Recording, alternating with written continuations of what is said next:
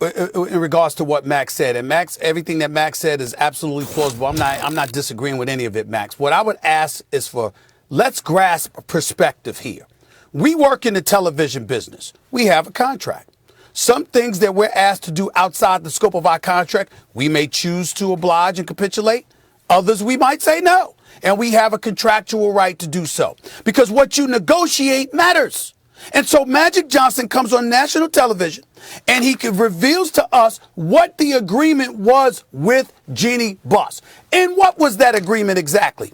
You have nothing at the time. The Lakers franchise is in flux. 4 consecutive years or so, you're missing the postseason. Magic comes on board because Kobe Bryant and Magic Johnson are beloved. They're like siblings in the eyes of Jeannie Buss, at least at that particular moment in time, as it pertains to Magic Johnson. And for all we know, still the case since they taking pictures with each other just a couple of weeks ago. My point to you is this. Magic Johnson sits up there. He talks to her. I'm not going to divest myself of my business interests because I make more money doing that than doing this. I can be an overseer. I'm going to be the person that recruits. And what does Magic Johnson do? We can make the argument that LeBron James was coming to L.A. anyway. Matter of fact, that's exactly what I heard. But what happened was they waited until Magic Johnson knocked on their door at the stroke of midnight. Magic was in place. He had a conversation with LeBron and his family. Magic Johnson comes on board because it was important to LeBron James and them that Magic Johnson got some credit for LeBron James deciding to come to Los Angeles. And what do we say? Magic delivered on LeBron. So then you look at Magic and you're thinking about Anthony Davis. Suddenly Anthony Davis wants to come to L.A. You see all of these kind of things going on within the Los Angeles Lakers franchise. And the one undeniable reality is that Jim Buss and Mitch Kupchak couldn't recruit like Magic Johnson. No doubt. That is the one undeniable fact. So the point is, I'm an overseer. I'm a basketball icon who knows the game. I'm a 5-time champion. And what do? I sit up there and I say, okay, I'm going to let you guys go out there because remember, he inherited Rob Pelinka. He inherited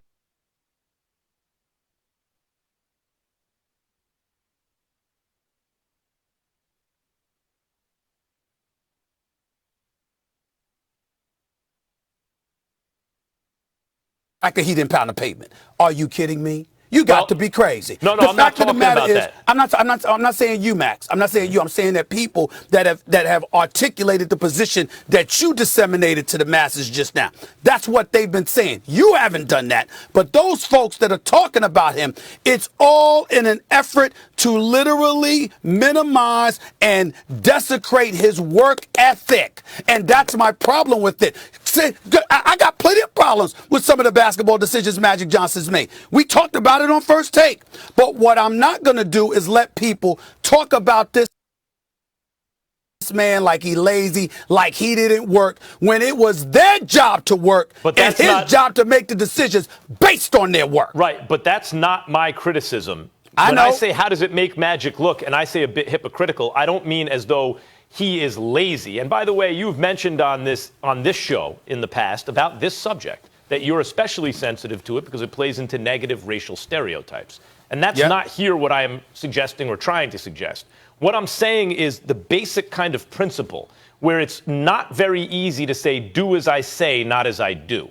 And so when if your leadership style is intense and demanding, and you're driving people and creating a pressure-packed atmosphere and saying, according to the reporting, I don't make mistakes, but then people see or sense that you're not all in. Stephen A., I'm not talking about the letter of the law, what he negotiated. I'm talking about the spirit of the law. For example, one of the things that you or I or someone else who works here might do, even if something's not in the contract, but a producer or someone else asks of us something and it would be good for morale and we recognize that, we might do that for precisely that reason.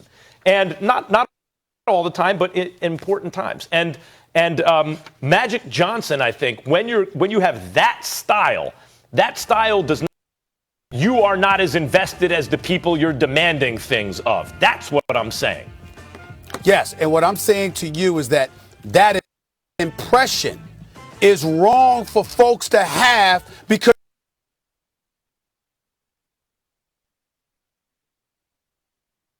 you're ignoring the contractual commitment he made and the agreement he reached with Jeannie.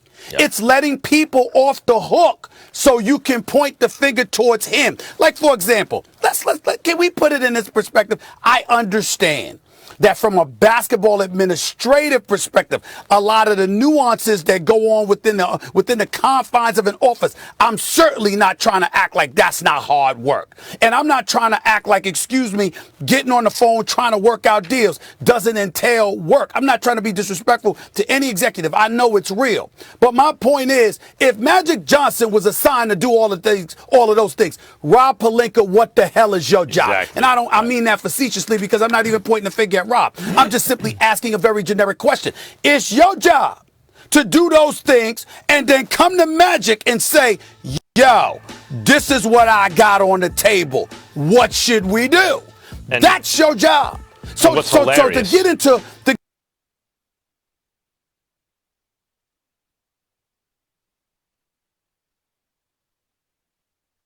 this straight, you talked all the time after he left.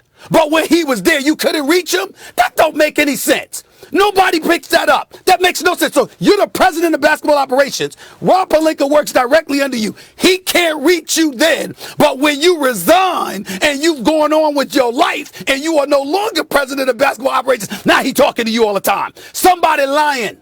Or some version is false. Well, Stephen A., we heard about who lies.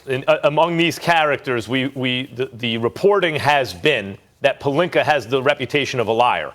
That's what the reporting has been. So if you're saying someone has lied and one guy is notorious for it and the other is not, then you can draw your own conclusions. I personally am not saying that about Rob Pelinka because to my knowledge, he's never done that to me.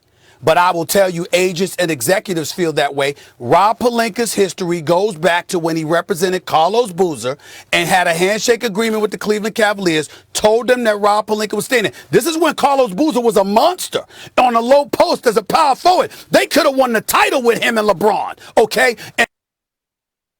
And Carlos Boozer left to take $25 million more from the Utah Jazz. So he reneged on the agreement.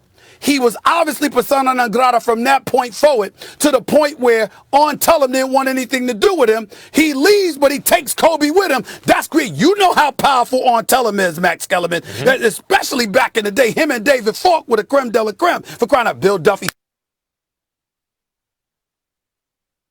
Can't forget my man that. You know, there was other people as well, but definitely Tellem.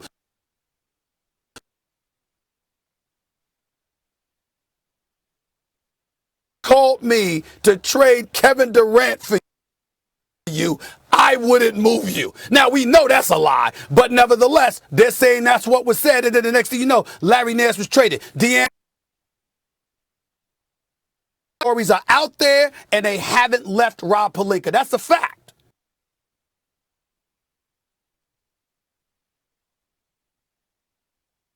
One question, and we don't have to answer it now, but I would throw it out there.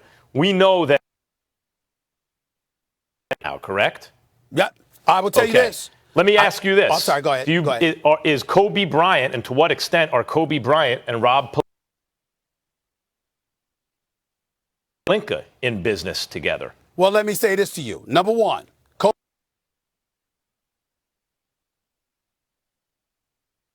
Bryant was livid at his name even being mentioned.